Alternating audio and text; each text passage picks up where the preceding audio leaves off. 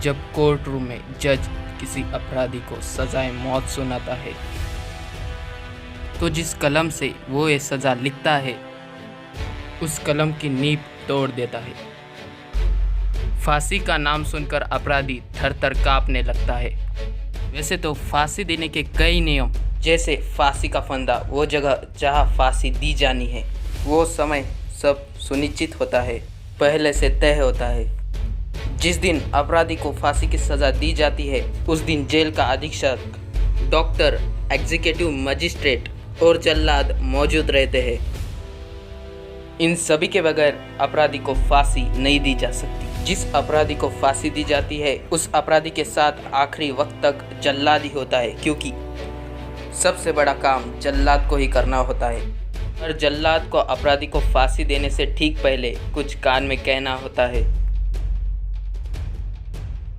ये बात बहुत कम लोगों को पता होती है कि फांसी के पहले मुजरिम के कान में जल्लाद क्या कहता है। उसके बाद मुजरिम को लटका देने के अलावा जल्लाद के पास दूसरा कोई चारा नहीं होता। और उससे बड़ा सवाल है, कानूनन ही सही, क्या इस तरह लोगों को भले वो अपराधी ही सही फांसी पे लटकाने के बाद चैन की नींद सोता होगा जल्लाद? ये एक सोचने वाली बात है। फांसी से जुड़ी एक और बात है कि फांसी हमेशा सुबह दी जाती है। सूर्योदय के समय या फिर उसके आसपास ही फांसी दी जाती है। फांसी का वक्त सुबह सुबह इसलिए दिया जाता है कि जेल के सभी कार्य सूर्योदय के बाद ही पूरे होते हैं। फांसी के कारण जेल के बाकी कार्य प्रभावित न हो, इसलिए ऐसा किया जाता है। देखिए, आप और हम जैसे लोग जब एग्ज़ाम देने जाते हैं या फिर रिज़ल्ट पता या फिर इंटरव्यू में जाते हैं, तब हमारे दिल की धड़कन बढ़ जाती है और हम अपनी खुद की दिल की धड़कन सुन सकते हैं और घबराहट छुपाए नहीं छुपती।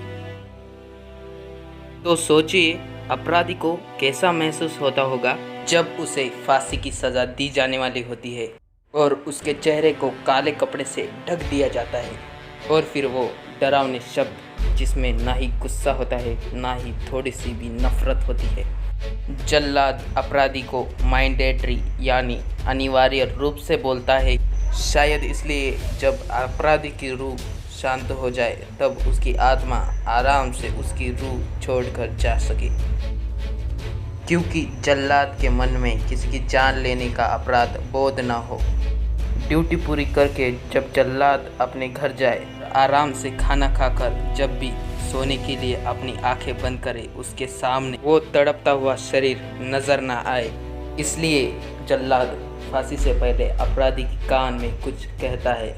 क्या आपको पता है फांसी से पहले जल्लाद अपराधी के कान में क्या कहता है?